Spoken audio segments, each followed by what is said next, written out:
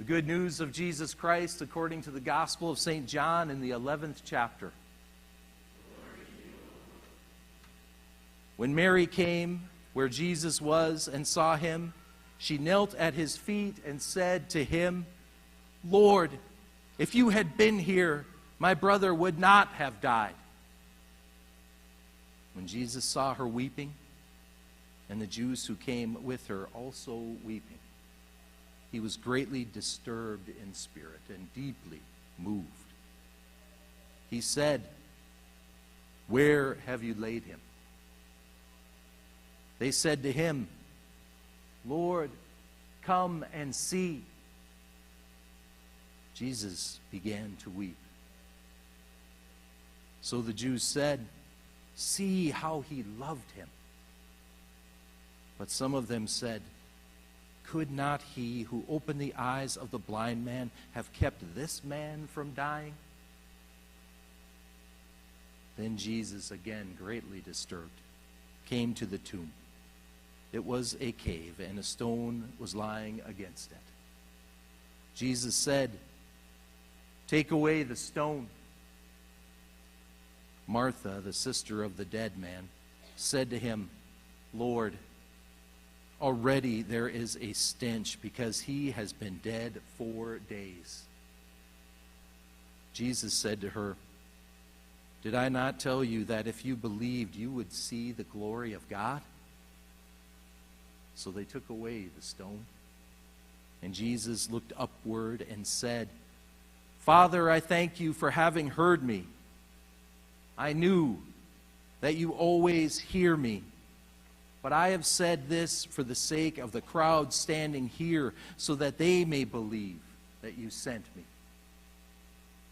When he had said this, he cried with a loud voice, "Lazarus, come out!" The dead man came out, his hands and feet bound with strips of cloth, and his face wrapped in a cloth. Jesus said to them, "Unbind him and let him go." The Gospel of the Lord. Praise to you, O Christ. Please be seated.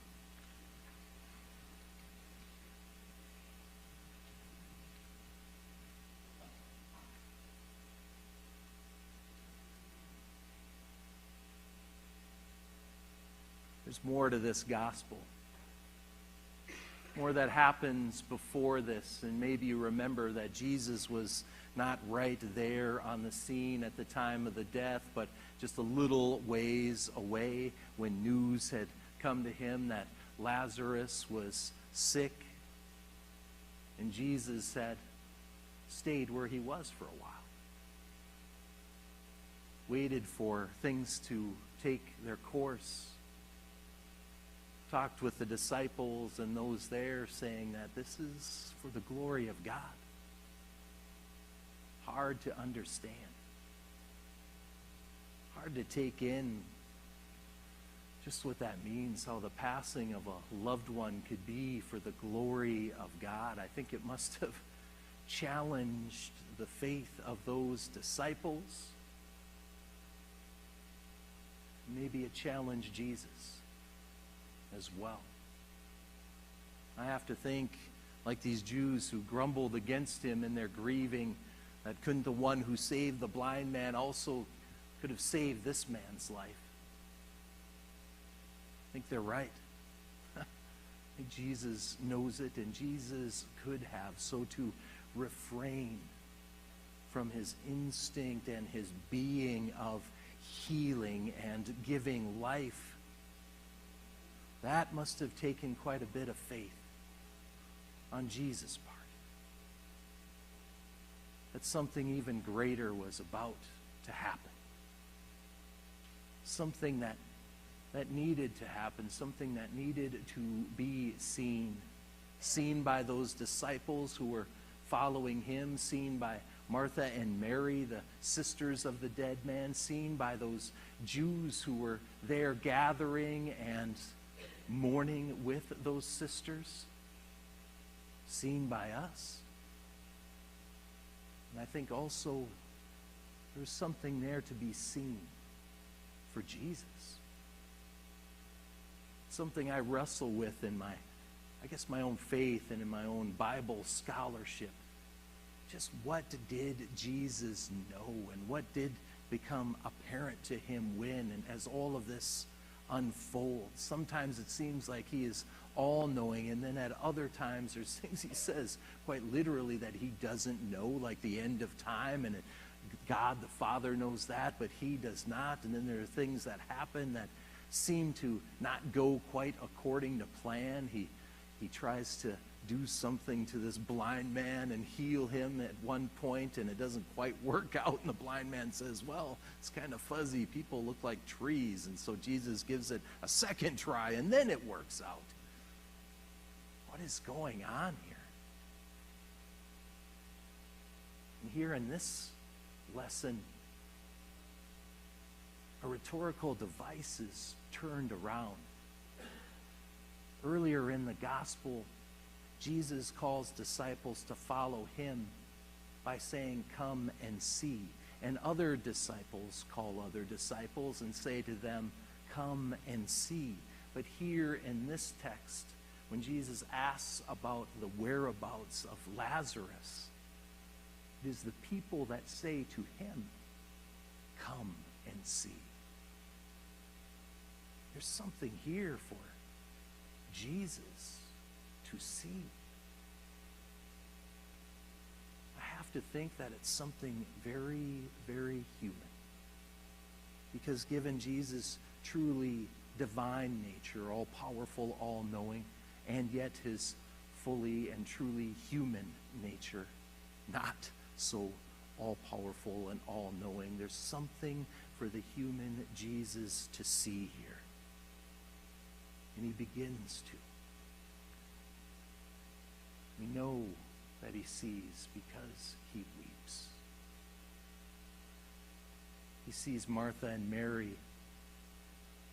in their grief, the Jews also weeping, and in that so very real and human moment, Jesus joins them again as one of them, weeping, feeling the loss, feeling the pain, feeling the ache. I think I've done dozens and dozens of funerals as a pastor. And it may come as a surprise, but so many of those funerals, I knew the person only a little bit or not at all. Here in this congregation, the 6 people that we remember, some of them I did not get to meet in this life. And the others, I felt like I was just starting to get to know them. And so, being an empathetic and sympathetic person, my own grief is a strange one of having missed out, not having the opportunity to get to know these wonderful people that so many grieve for so deeply. One can feel that. Now, Jesus knew Lazarus, knew Mary and Martha. These were friends. He'd spent time with them. And we're told that Jesus loved him.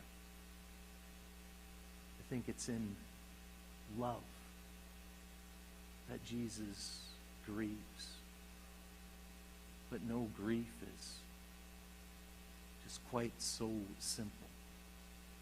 It's often complicated by all kinds of emotions, the usual kinds of grieving steps that we go through that aren't in any particular order, but all bunched up and sometimes pile up on top of each other. There's all of that we have to go through, and that I think Jesus is experiencing. And yet at the same time, we feel blessed, don't we? I point that out at every celebration of life service that I do, the blessings that these people were to so many. So that it's bittersweet. We miss them, and yet we cherish them. They're not with us, and yet they always are. Their memory aches in our heart and in some way always will. And yet that same memory stands to strengthen us in our everyday lives and all that they meant to us and gave to us, but strengthen us in our faith as well, remembering their faith. I think for Jesus, this is complicated by all these things and something else too. That he, as truly divine and yet truly man, must also deal with death and his own. In Lazarus, Jesus can see what's ahead of him.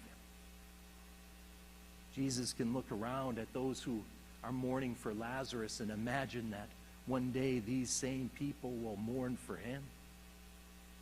His own disciples, Mary, Martha, Lazarus, Jesus' own family, brothers, sisters, and his dear Mother Mary.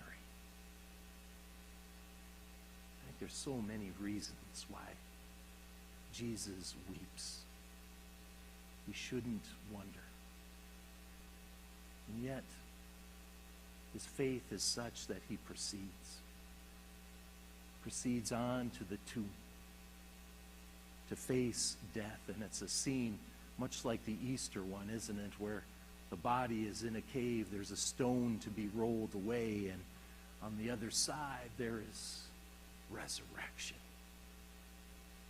Maybe one of the hardest of the tenets of faith for us mere mortals to embrace and accept.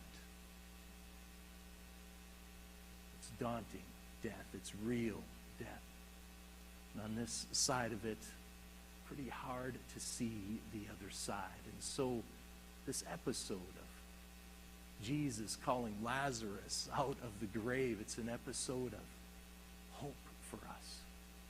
Not one that we can understand, but one that we can believe in. Take that leap. That for Lazarus, so too for Jesus. For Jesus, so too for us. At the very heart of it is the good news of new life in Jesus Christ. This is what we celebrate on this All Saints Sunday. And there's something that I want to point out that I didn't quite catch up with until more recently, that this resurrection, it happens in daily life. It's not one in heaven far away. That we look forward to as well. But this one happens in the here and now. So I have to imagine what that would look like. If Jesus opened the doors to the sanctuary and cried, "Lutherans, come out!" Not because we're dead. Not because we stink. You smell just fine. But because there's new life to be had in the here and now. We can hear Jesus calling us. Lutherans, come out. Come out to get to know each other. Get to know our older folks while they're still with us, all the blessings of the lives that they've had, that we might enjoy them and be enriched by them, be inspired by them, just by visiting them. They're here among us, they're homebound, they're in nursing homes. They would love a visit. I would love to connect you.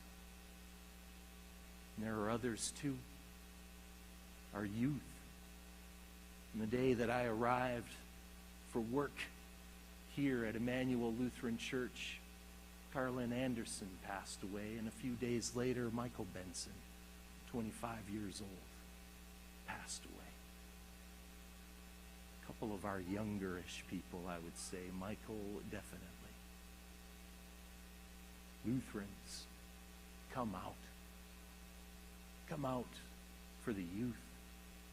Get to know them while we can. Share in the faith while we can. Here now at Emmanuel Lutheran Church, we're in a time of retrenching, looking at our staffing arrangement and youth ministry, hoping to call an associate pastor who will help give us leadership. In the meantime, we've got a lot of work to do to pull together for these youth, with these youth, while we can.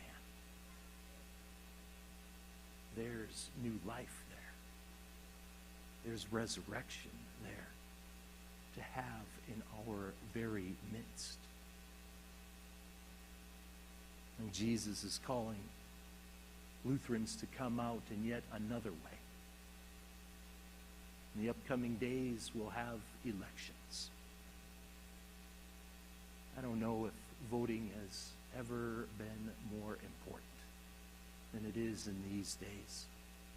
As we struggle with climate issues, as we struggle with immigration issues, as we struggle with the very character of this country and what it's all about. Maybe Jesus is calling Lutherans, come out, go to the polls, go and vote. It's not my place to tell you how to vote, but it is my place in our Lutheran tradition, and I think being responsible to the gospel to call you to go out and vote. It matters. It matters for the here and now. It matters for the future. I would argue it matters for the gospel. The gospel, which is one of new life, one of resurrection, and the one who brings new life and resurrection, Jesus Christ.